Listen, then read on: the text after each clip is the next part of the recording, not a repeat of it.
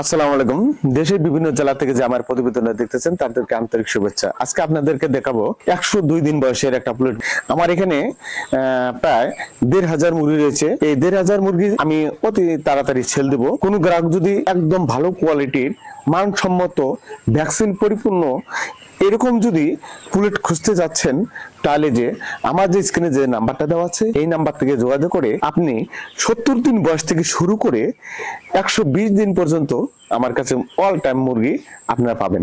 তো আমি আপনাদেরকে একটা বিষয় নিয়ে কথা বলি যে মুরগি কিনতে গেলে কি কি আপনাদের দেখতে হবে, বিষয়টা যে কোন মুরগিটা কিনলে আমি লাভবান হব, এই বিষয় নিয়ে আপনাদের কাছে কিছু আমি আপনাদেরকে সম্পূর্ণরূপে তুলে ধরবো।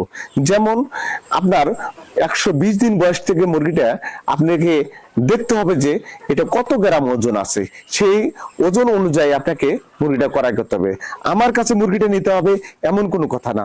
আপনি যদি পুলেট মুরগি সংগ্রহ করতে যান তো অবশ্যই আমার মতো ইউটিউব চ্যানেল করে সবাই মিথ্যার প্রতারণা দিয়ে আপনাদেরকে ঠকাচ্ছে, এটা থেকে অবশ্যই দূরে থাকবেন। আপনি কখন ঠকবেন না। আপনি যখন দেখবেন যে খামারি আমার মতো আপনি দেখতে আসলেন মুরগিটা 120 দিনের কথা আমি বয়স বললাম, সে জায়গায় দেখবেন যে 100 দিন বয়স, তখন এই 20 দিনের যে ব্যাপারটা, এই 20 দিনের যে আপনার খাওয়ার যে একটা গ্যাপ, এই গ্যাপ থেকে আপনি ঠকে যাচ্ছেন। আর একটা বিষয় হলো যে এই গ্যাপ আপনি কিভাবে মেকআপ দিবেন আমি আপনাদের কাছে সম্পূর্ণরূপে বিলীন করে দিচ্ছি। আপনি বলবেন 120 দিন বয়স হলে সেই মুরগিটার অবশ্যই ওজন থাকতে হবে অবশ্যই 1400 থেকে 1500 গ্রাম। এই ওজন যদি থাকে তাহলে আপনার ইয়ার সাথে বনে যাবে।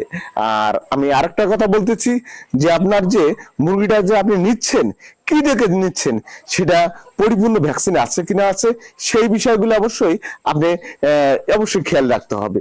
যেমন একটা মারেক্স একটা রোগ আছে, যেমন বুকটা কার্ড হয়ে যায়, সেটাকে অবশ্যই আপনি খেয়াল করতে হবে।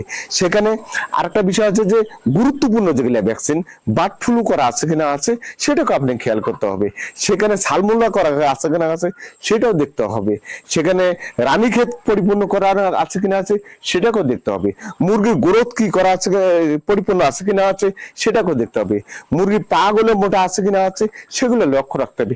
এই সম্পূর্ণরূপে যদি আপনি ক্লিয়ারলি ভাবে আপনি সবই এক পান, অথবা দেখা যাচ্ছে কোনো ফার্মে এসে ছোট কোনোটা বড় এরকম মুরগি নেওয়া যাবে না।